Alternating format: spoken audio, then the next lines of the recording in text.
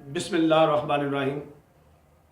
आज मैं अपने पाकिस्तानी बुज़ुर्गों, माओं, बहनों से बड़ी अहम गुफ्तगू करने लगा हूँ। मेरी जो गुफ्तगू है वो है तरबियत पे ना। देखें, तीन चीज़ें, मस्जिद, मदरसा बिन के यूनिवर्सिटी, कॉलेज, स्कूल और मीडिया, मौजूदा दौर में इन तीनों का बड़ा अहम किरदार है।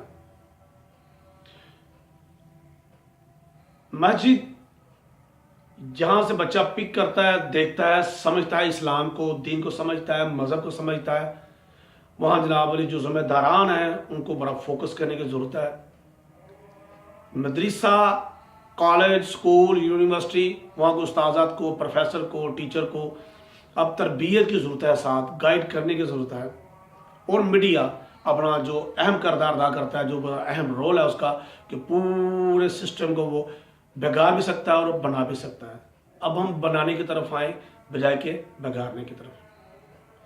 पहली दरसगाह जो होती है वो बच्चे के माँ बाप होते हैं, और इसके बाद मस्जिद, स्कूल, कॉलेज वगैरह वगैरह।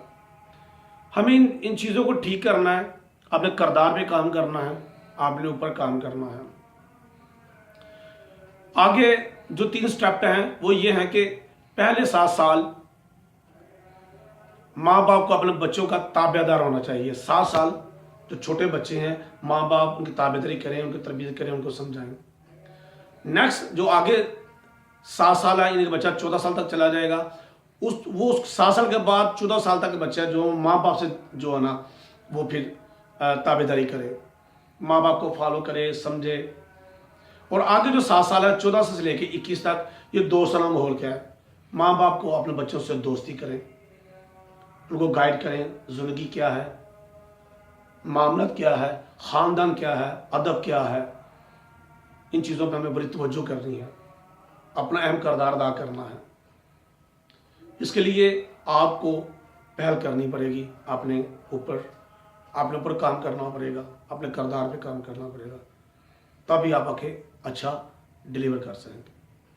अगर ये मेरा मैसेज आपको अच्छा लगे तो ज़रूर आगे शेयर करें, दोस्तों तक पहुँचाएं। बहुत शुक्रिया। अस्सलाम वालेकुम।